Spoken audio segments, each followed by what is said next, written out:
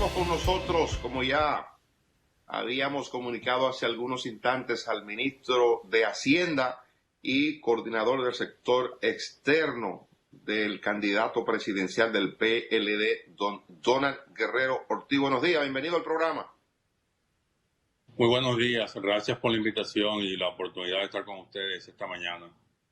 Ministro, mire, veíamos esta mañana, comentamos un reporte que está en la prensa sobre un planteamiento que hace el gobernador del Banco Central, que ha llamado como una propuesta desafortunada sobre la utilización del 30% de los fondos de pensiones en este momento de dificultad por el coronavirus. Me imagino que en su condición, el gobernador de presidente de la Junta Monetaria, no sé si una posición de gobierno, quisiéramos saber la opinión suya con respecto a ese planteamiento, cómo manejar eso, la pertinencia o no de que puedan utilizarse esos fondos, parte de los fondos de pensiones, para ir directamente a los trabajadores en este momento. Bueno, fíjense, nosotros hemos visto la propuesta, el proyecto de ley que se introdujo en el Senado de la República, los argumentos que establece en la comunicación la gobernación del Banco Central son muy sólidos. Realmente a nosotros también nos preocupa que una iniciativa de este tipo se traduzca en un flujo de recursos a la economía que no estamos en capacidad de absorber en este momento y que por consecuencia termine siendo un factor agravante de la situación en la medida en que presione los precios y la tasa de cambio. El documento que publica el Banco Central, sobre el cual usted se refiere, también señala sobre el riesgo de volver a una situación de crisis como la que se vivió en el país en el año 2003, que como ustedes bien saben, se tradujo en un aumento de la pobreza, la cual solamente ha venido a ser recuperada en términos de los índices de bienestar social y de desarrollo humano en años recientes con la llegada al poder del presidente Danilo Medina. Realmente nosotros como gobierno hemos hecho enormes esfuerzos por compensar a la clase trabajadora y a los sectores más vulnerables con los programas Quédate en Casa y FASE para evitar que cualquier otra iniciativa política desde el punto de vista económico se traduzca en un deterioro de la situación de estabilidad macroeconómica que hemos vivido en el país y que nos lleve de nuevo a una posición difícil de controlar en el corto plazo. Yo entiendo que para cualquier ciudadano consciente que valore lo que hemos vivido en los últimos años en términos de estabilidad, crecimiento y disminución de la pobreza, las políticas tienen que asumirse con sentido de responsabilidad. Y en un periodo de transición hacia un nuevo gobierno, sería una falta de conciencia y de responsabilidad de parte de las autoridades actuales proponer una iniciativa que se traduzca en una desestabilización del ambiente macroeconómico y una situación que obviamente con aumento en la tasa de inflación a los niveles que pudieran producirse, como lo establece el documento del Banco Central, pues nos llevaría a volver a niveles de pobreza ya superados. Entonces, yo entiendo que la compensación que hemos estado proveyendo a los trabajadores a través de FASE y a los informales por el programa de Quédate en Casa, pues ofrecen un alivio y permiten que estas familias pues lleven el sustento de la canasta básica en alimentación y bebidas no alcohólicas a sus hogares y en cambio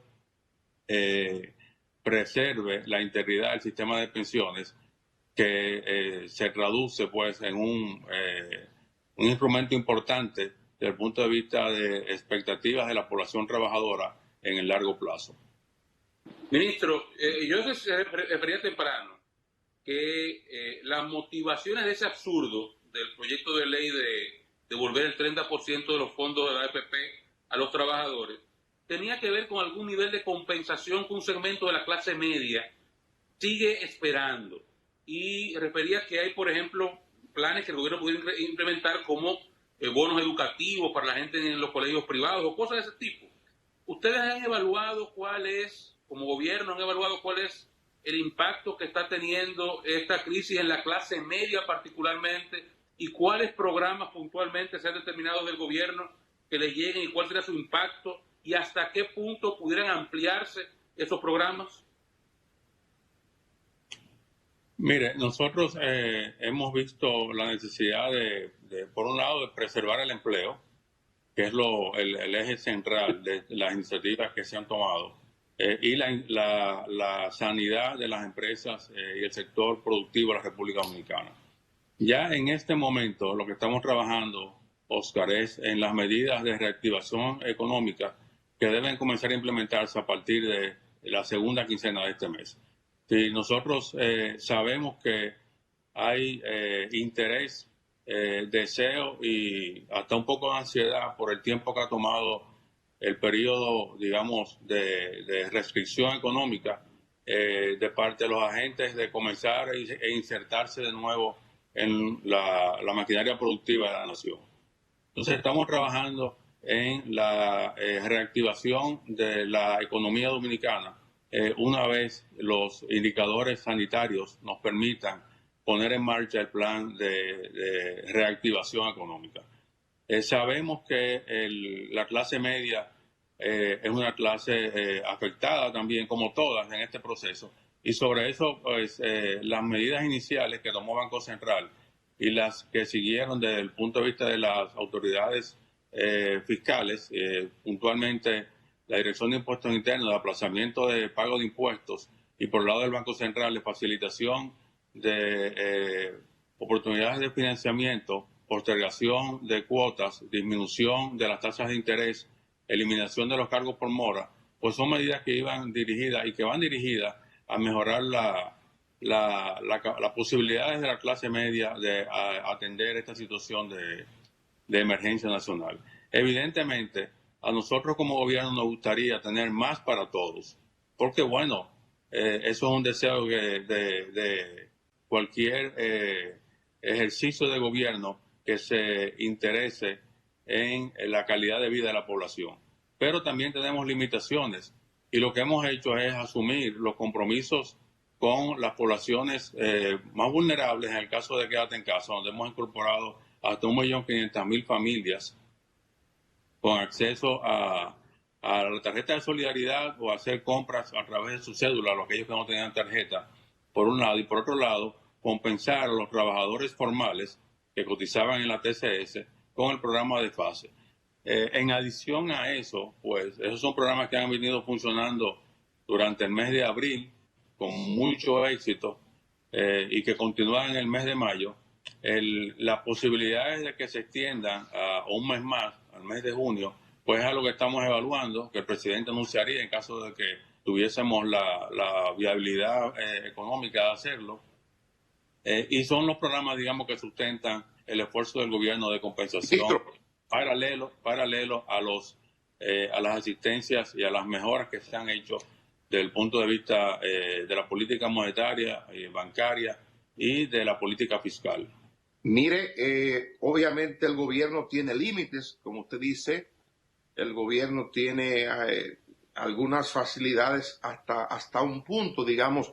Yo quisiera saber cuál es la reducción que se ha producido en los ingresos del Estado con respecto al año pasado para esta época, y quisiera saber si a 60 días de las elecciones ustedes ya han recibido solicitud o tienen claro los recursos que hay que apartar para la Junta Central Electoral para las elecciones.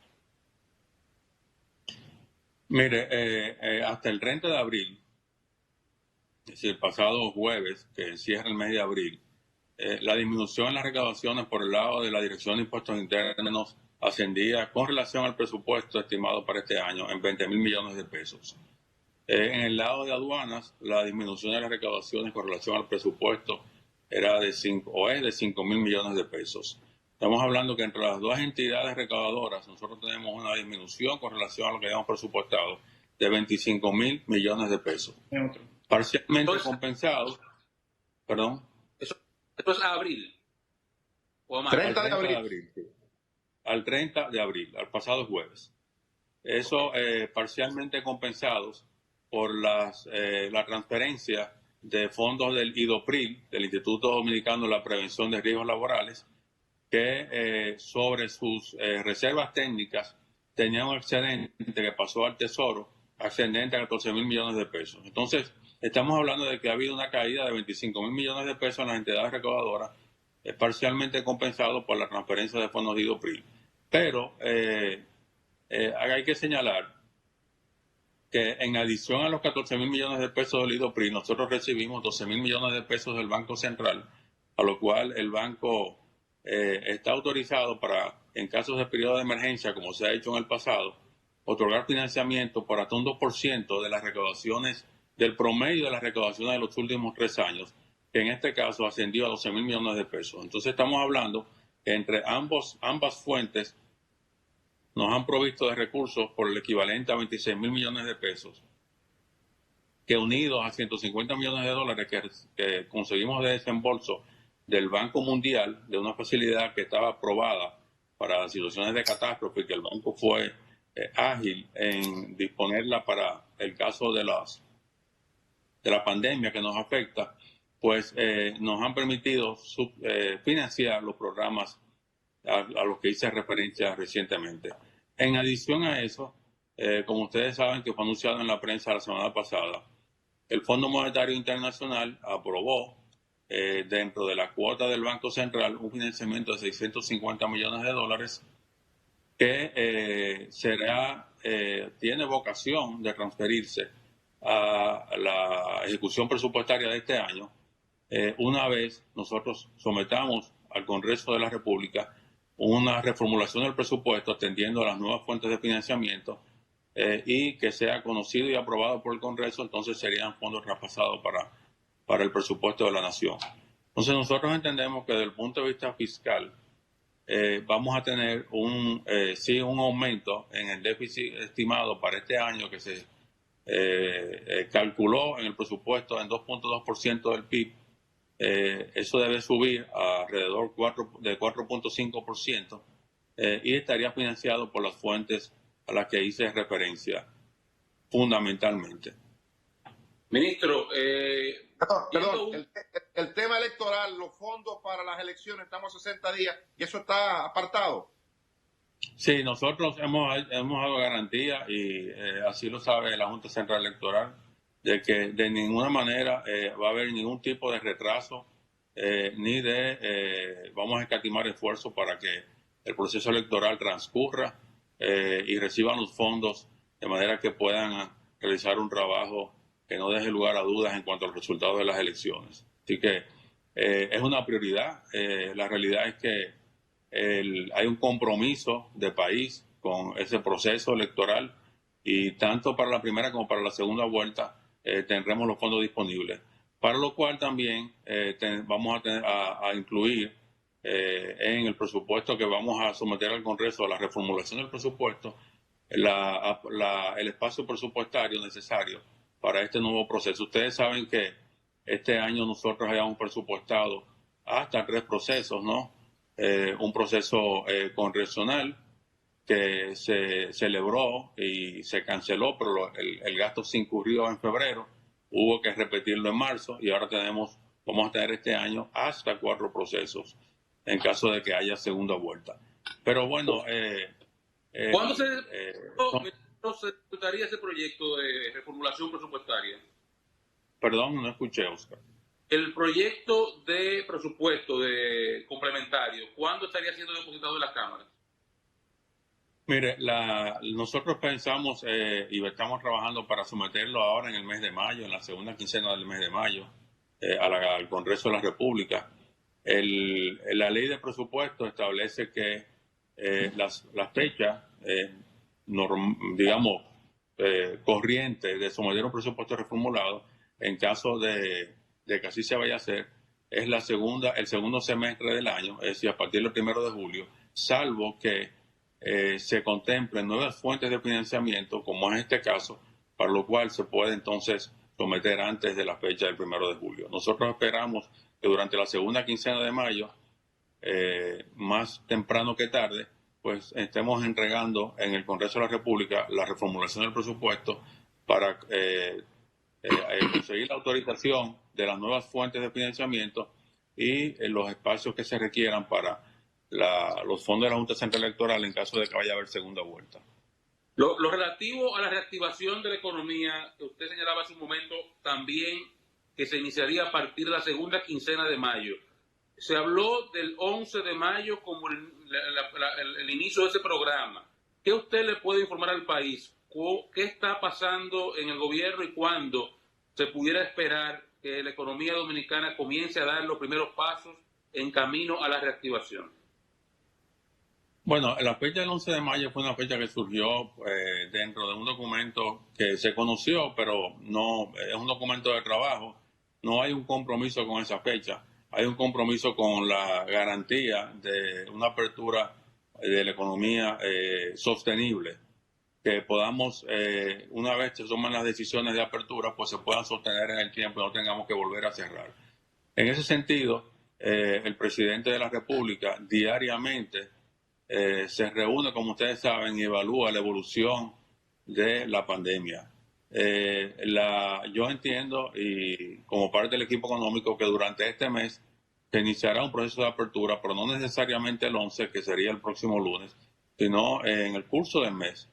Obviamente nos interesa que sea más temprano y mientras antes ocurra mejor, pero no podemos tampoco de manera entusiasta anunciar una fecha sin tener la información y el consentimiento del equipo sanitario que está evaluando cada momento pues la evolución de la pandemia.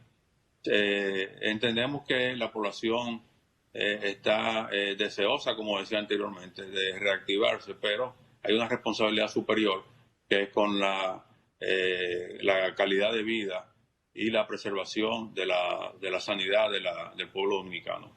En ese sentido, ministro, no se tiene entonces una precisión de la segunda quincena. Mire, la pregunta se la reitero, los compañeros la han hecho. Lo que pasa es que hay incesante una presión. Estuvieron los ferreteros aquí, los dueños de electrodomésticos. Yo estoy aquí, me permití tomar una foto ahora porque estoy viendo desde mi casa una especie de crucero que está llegando. Eso no es barco de carga. Es decir, hay como una presión que le está llevando así y la gente lo que quiere es saber un poco más de detalle. Yo leyéndolo a usted, de lo que usted ha dicho, intuyo que va a ser del 15 al 30 de mayo. Obvio, eso no estará reservado a otra fecha, pero ¿esto está sujeto a que se pueda subir o bajar las cantidades de infectados o hay algo definido? No, está sujeto a que efectivamente la tendencia en la tasa de contagios pues es una tendencia que permita hacer una apertura, digamos una apertura sostenible, como le había mencionado anteriormente, de manera que no tengamos que volver hacia atrás.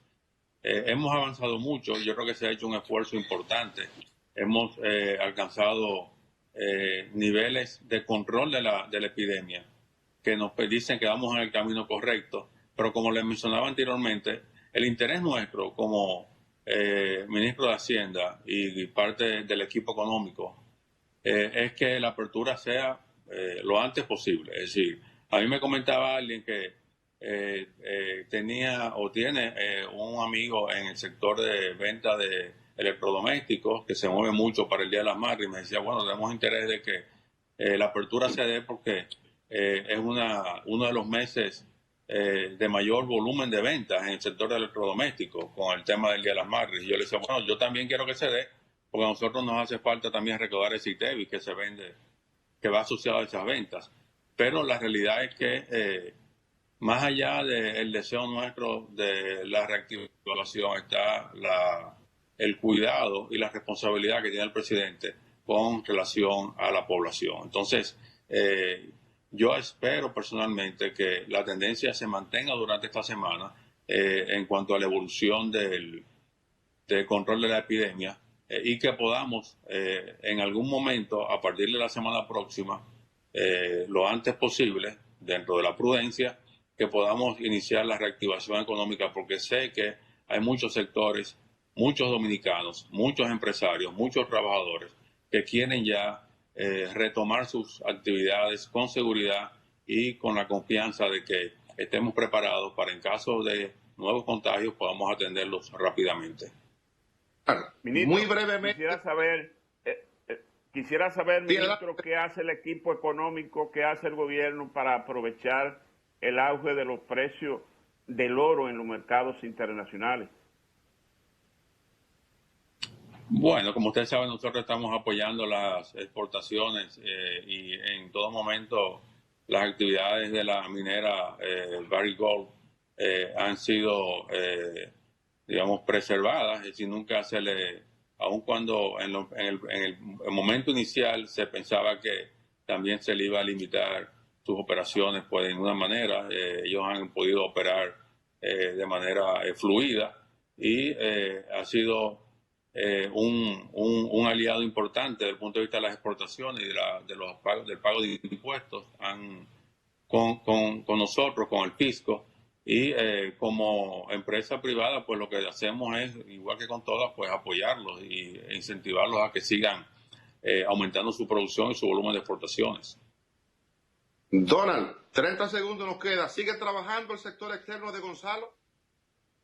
Sí, por supuesto, estamos trabajando con mucho entusiasmo, estamos muy contentos con el trabajo que ha venido haciendo nuestros candidatos, muy confiados en los resultados que habrán de verse. La semana pasada la Junta Central Electoral publicó los resultados de las votaciones en las elecciones municipales, y todos pudimos ver que la diferencia entre PRD y aliados y PRM y aliados y PLD y aliados versus PRM y aliados fueron unos 88,000 votos, que cuando se le suman los votos de los partidos que fueron aliados pero llevaron candidaturas independientes en algunos municipios, como el caso del PRD, la diferencia baja de 30,000 votos entre ambas propuestas de partido. Nosotros entendemos que la población ha podido ver quién es Gonzalo Castillo en este proceso, qué tipo de trabajador es, qué tipo de compromiso tiene, y estamos seguros de que, así como dicen las encuestas que hemos visto recientemente, nosotros vamos hacia junio a unas elecciones para ganar en primera vuelta. Bueno, gracias, Donald. Donald Guerrero, ministro de Hacienda, coordinador del sector externo de Gonzalo Castillo. Gracias al público que nos ha sintonizado hasta este momento. Mañana estamos de vuelta como de costumbre.